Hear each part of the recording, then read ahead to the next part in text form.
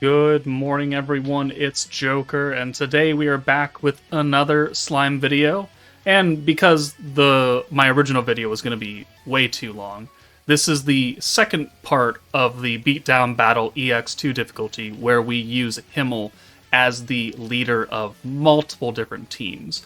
So part one of this came out either earlier today or yesterday. I don't really know when I'm going to schedule these out quite yet. But this is a continuation of that video with more teams that is being led by Himmel with different nuking characters and slightly different support characters, depending on how you view that. But it is just a continuation. Himmel is a very, very strong protection character, and he works very, very well here. Even without his full primary team, he can get the job done. So with that said, let's just jump into the rest of the clips that I've got and the other, I think, 3 teams that are in this video. Alright, next team. Wind Shizu, another AoE physical character. She does have her own little kind of personal buff, 15% attack you can do over and over and over again. Since this team has a lot of points, we can pretty much use that every single turn. Carrion, turn 1 orb change, crit damage. Guy, alt damage and guaranteed crits for physical allies.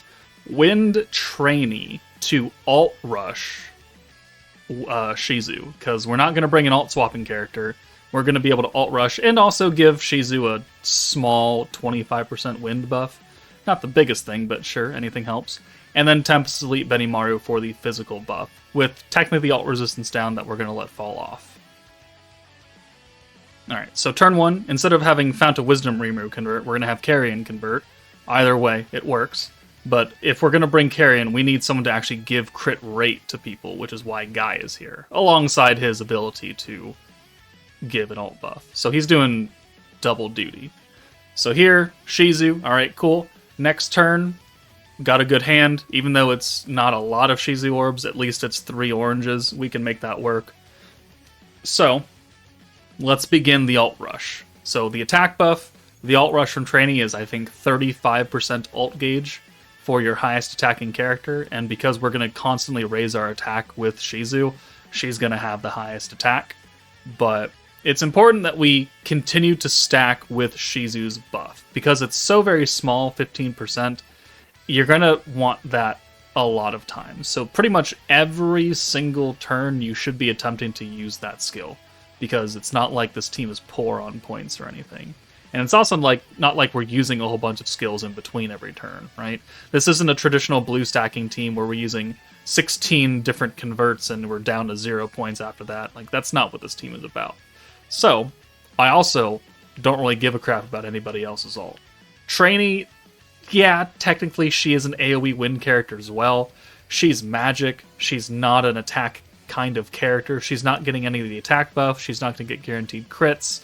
So definitely a very, very low down sub DPS character. If you have to rely on Trainee to kill after Shizu, we're not looking very good.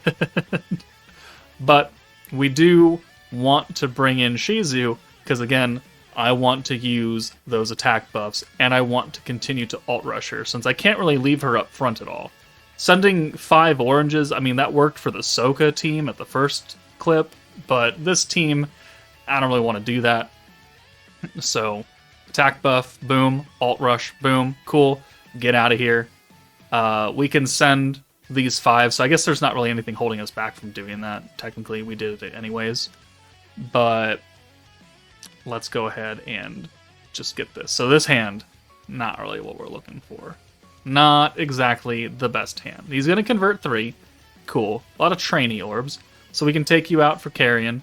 Use, again, the alt rush, the next stack of attack. This means that Shizu will be ready to go. Boom. And then we'll send her away. And then we're ready. We're pretty much almost ready to go here. So there's the full hand of oranges. We're going to send the Trainee alt, and then these 4 oranges will actually get her alt back. Not that that's super important, because we're doing 34,000 damage. Ooh. Quaking in my boots how much damage she put out there. But we are just about ready to go. So turn 6 picks up, and I mean, we're looking fairly good here. Fairly good. There's a small problem that does creep up, though. So we're going to nuke here. So turn 6, we have everything ready to go. Let's use the ult and the guarantee crits for physical, which is only Shizu. We'll bring Carrion in, we'll use the crit damage, we'll use the next stack of attack, we'll reapply the wind buff, even though it's still on us. And then we'll go ahead and nuke with these 6 oranges. Well, 4 oranges. And Shizu does 674. And then training to 62k. It's actually not enough to kill everybody. It's not enough to kill everybody. Poor Shizu. If depending on your support characters, like you don't have to build this specific team. If you have better characters to bring, then please, for the love of God, do. And Shizu will probably end up killing there. But yeah, not the greatest showing. But we do have a full 6 hand of oranges, and we do have 232 points. So what we can actually do here is we can crit buff, physical buff, and we're going to kill purely based on the amount of damage these normal orbs are going to do. So, in a way, it still works. It's just our wind nuking character didn't actually nuke properly. Well, she did enough to warrant that 6-hand killing, but we did need a little bit of extra effort from the rest of the team to actually make that work. But it did work, and that's the point. Alright, second to last team, I promise. But this time we're going to give Tempest Elite Shuna her due time. A character I don't use very often, I don't speak very highly of her, but she is another wind physical AoE character, and so we're going to just make her work. We've got Light Milim this time for the 45% attack buff. We've got Dark Rimuru, who, with his skill fusion, gives the crit damage to not only Dark allies, but Tempest Elite, which Shuna is on Tempest Elite. And then we've got Octogram Lumi for the permanent AoE and ult damage, and then we've actually brought Freerin for the 120% ult damage, so that'll work together very well. However, because Shuna converts Tempest Elite orbs to blue, what I've done is I've taken off Earth Milim from the big 3 and added in Water Soe, so we start with 36 skill points, and that will allow us to turn 1, bring Shuna in for Milim, and then convert both the Rimuru and Shuna orbs to blue, so that'll take care of our turn 1 RNG. So, we've set up the team so where Rimuru is in the slot 2, so he has a second orb, so we simply bring in Shuna, use her convert now that we have 36 points because of Soe's trait, and while we're a little bit down on protection gauge, I mean, it really doesn't make that much of a difference. We don't need a double Himmel on turn 2. We only need 1 Himmel, so it's actually not a terrible thing. It's just that, do we get good RNG on turn 2? Which thankfully we do. But because we're using, a hodgepodge of characters, I do not have an alt swapper on this team.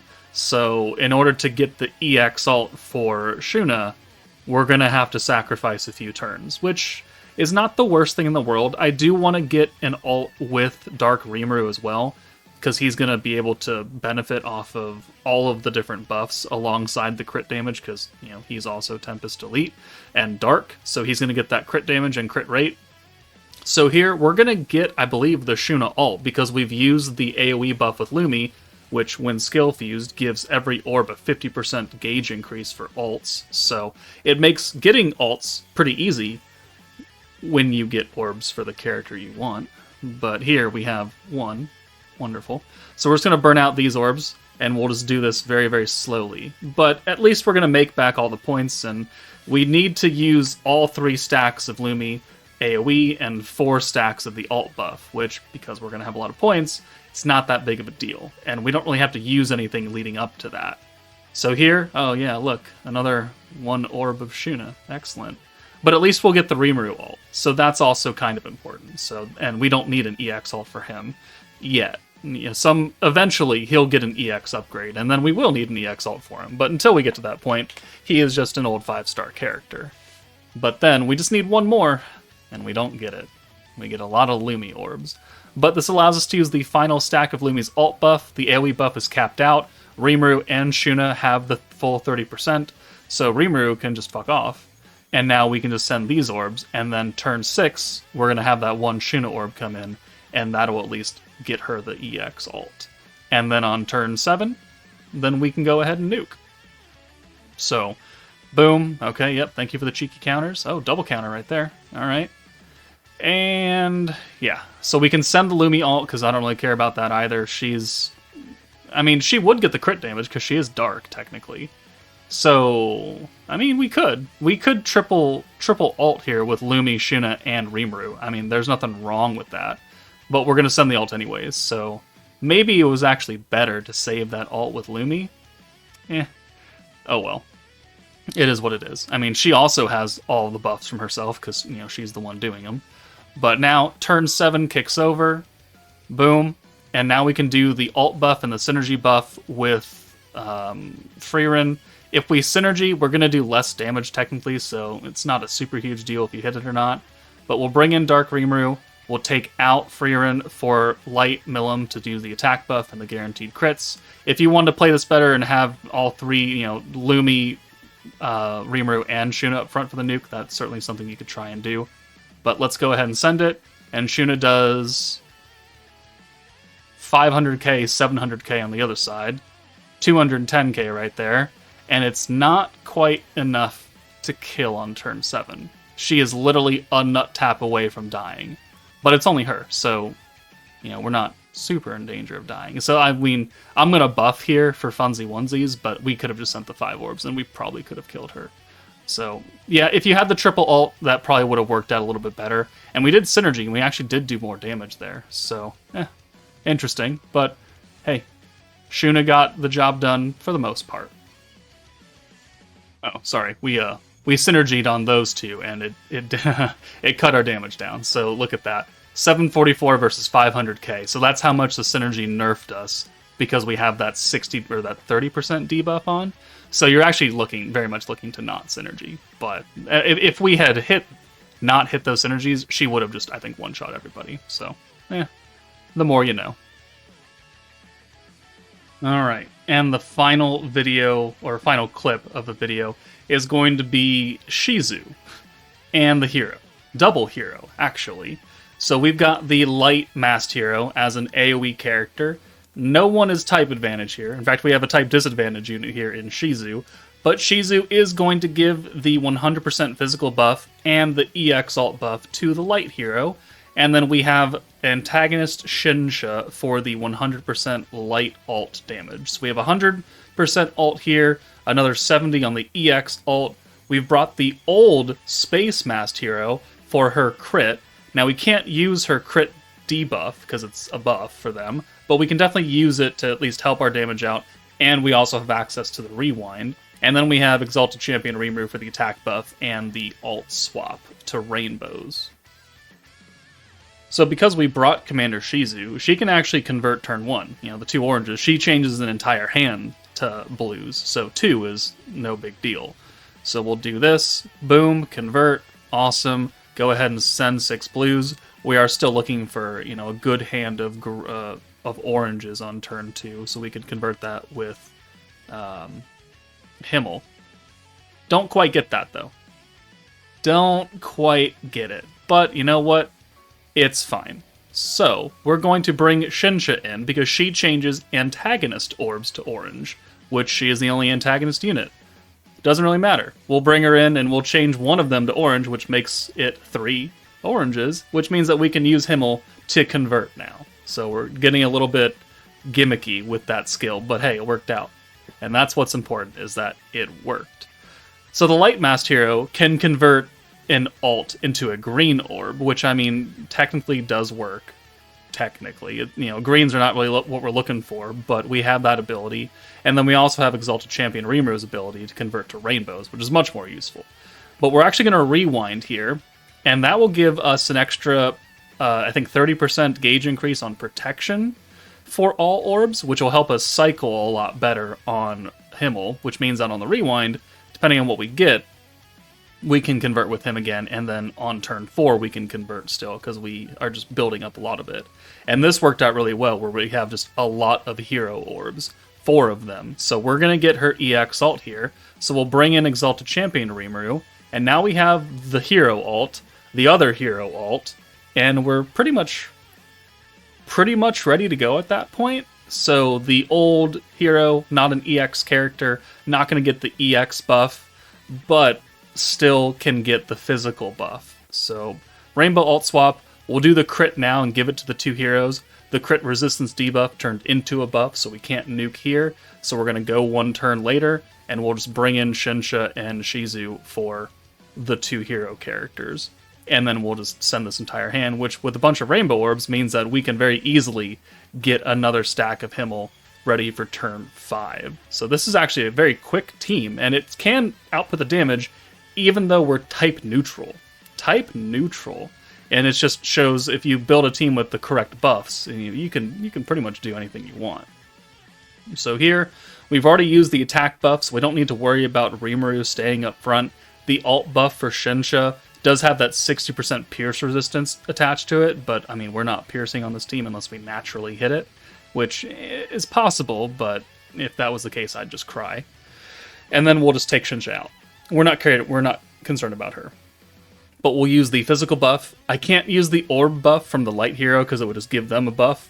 But you see the hero, 6 stacks plus the physical buff from Shizu. So we're ready to go. 1 more stack of Himmel, and then we'll send old hero, new hero. Old hero does 111. New hero does 833, which is actually a lot more than I was expecting her to do. Type neutral. I mean, that's more than some of the Wind characters we were using. So there we go. There are the teams that you can use to beat EX2, all led by Protector Himmel. They work, fairly well depending on what supports you have, but you can mishmash all these teams and take a bunch of support units and have someone else be the nuker. Like, you can do anything you want. These are just some examples, but if you have any more team builds that you found that worked, please put it in the comments below. But that's it for me. Take it easy, and I'll see you all later.